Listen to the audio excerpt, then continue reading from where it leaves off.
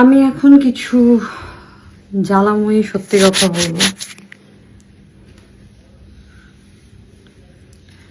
High, আমি অনেকদিন সাম্প্রতিক সময়ে ঘটে যাওয়া ব্যাপার নিয়ে কথা বলি না, বাট ভেবেছিলাম যে কথা বলেও তো আসলে কোনো লাভ নাই। কিন্তু আসলে নিজের দায়িত্ব বোধের জায়গা থেকে মনে হয় যে কিছু জিনিস চোখ বন্ধ করে আসলে থাকা যায় না। শোনেন, আপনাদেরকে একটা কথা বলি। আপনারা আপনাদের নিজের যোগ্যতা, নিজের স্থান, নিজের সৌন্দর্য, নিজের কোয়ালিফিকেশন, এই সব কিছুর প্রতি আসলে আপনাদের ইনসিকিউরিটি থাকার জন্যই তো আসলে আপনারা মানুষকে মুখ করেন। এটা আমার কথা না, এটা হিউম্যান সাইকোলজি।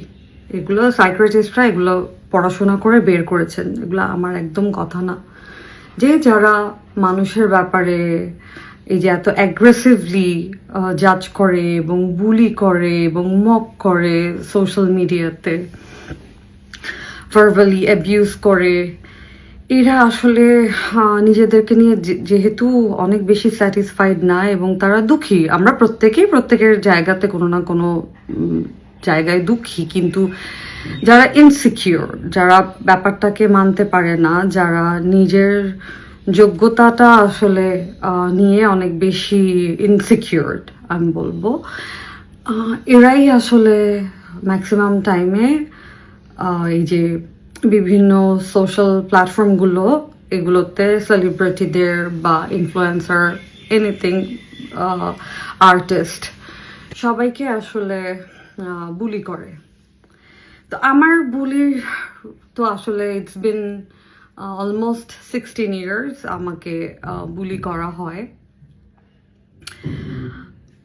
আমার কথা হচ্ছে, আপনারা আপনাদের জায়গা থেকে আমাকে বুলি করে মজা পান, এটা আপনাদের একটা পৈশাচিক আনন্দ হয়, আই টোটালি আন্ডারস্ট্যান্ড। বাট ঠিক যতটুকু আমাকে বুলি করছেন তার যদি 50%, মানে আমি ওরফে ব্র্যাকেটে দ্য ভিকটিম, আমাকে 50% করে বাকি 50% ক্রিমিনালটাকে খুঁজে বের করে ওকে যদি এরকম মক করতেন, ওকে নিয়ে যদি লেখালেখি করতেন, ওর চেহারাটা যদি বারবার মানুষের সামনে মানে প্রকাশ্যে আনতেন যে ইজ এ ক্রিমিনাল। আমরা যেমন এখন রেপিস্টকে আমরা ওনাদের ছবি দিই, রেপিস্টের ছবি দিই। একটা সময় ছিল না, যারা যারা অ্যাসিড নিক্ষেপ করে, আমরা তাদেরকে আমরা শাস্তি দেই যে রেপিস্ট, আমরা এখন তাদেরকে একটা বিশাল একটা পেনাল্টি দেওয়া হচ্ছে।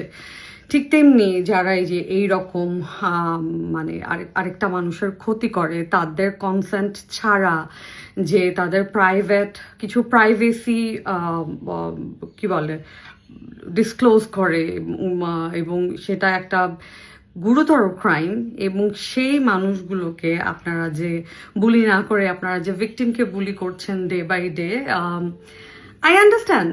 আমি আপনাদের I empathized about yours insecurity, about your job, about your beauty, about your qualification, about your family background, about your childhood কি বলবো facilities and all that, which is why you guys are very concerned about my income source or other girls' income source when they are going out or when they are doing good in their life. Okay, কোনো problem নাই, but exactly যেই পার্সনটুকু বুলি আপনি আমাকে করে বাকি 50% যদি ক্রিমিনালকে করতেন, তাহলে পৃথিবীতে তন্ময়ের জন্ম হতো না।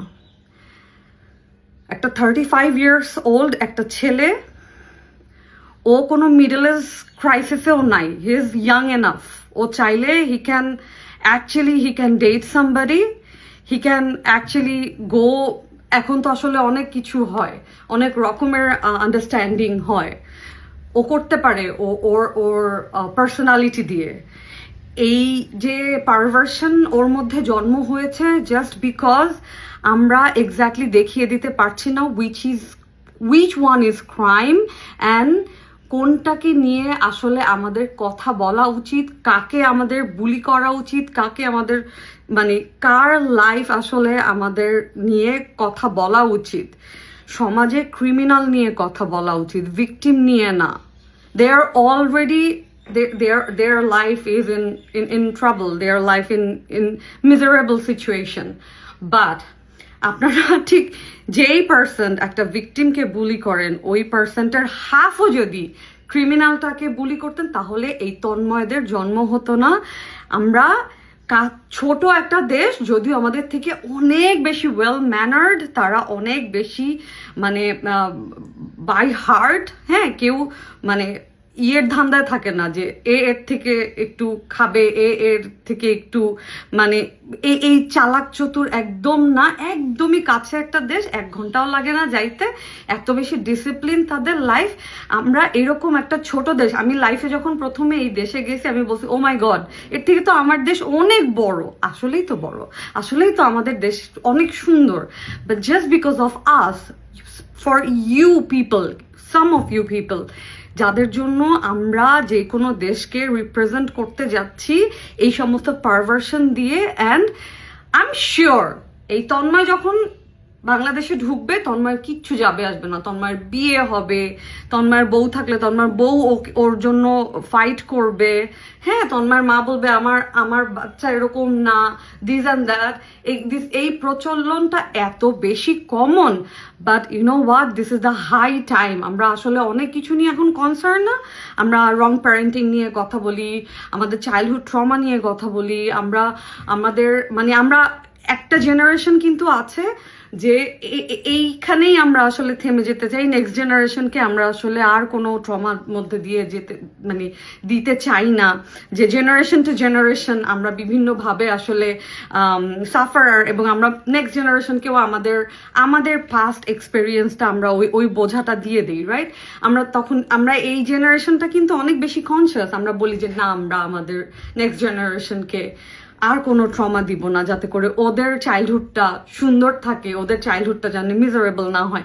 বাট এই তন্ময়দের জন্ম শুধুমাত্র হয়েছে যখন আমরা একটা ক্রিমিনালকে আমরা মানে ওভারলুক করে, যখন একটা ভিকটিমকে আমরা প্রতিনিয়ত আমরা আসলে ভার্বালি এতটা বেশি অ্যাবিউজ করছি এবং তাদেরকে মেরে ফেলার প্রতিদিন চেষ্টা করছি এবং তাদের লাইফটাকে একদম হেল করে দিচ্ছি।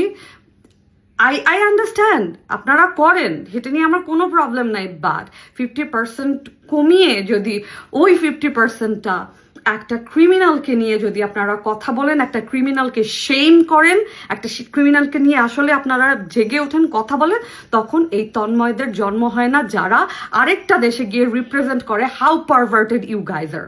Thank you very much.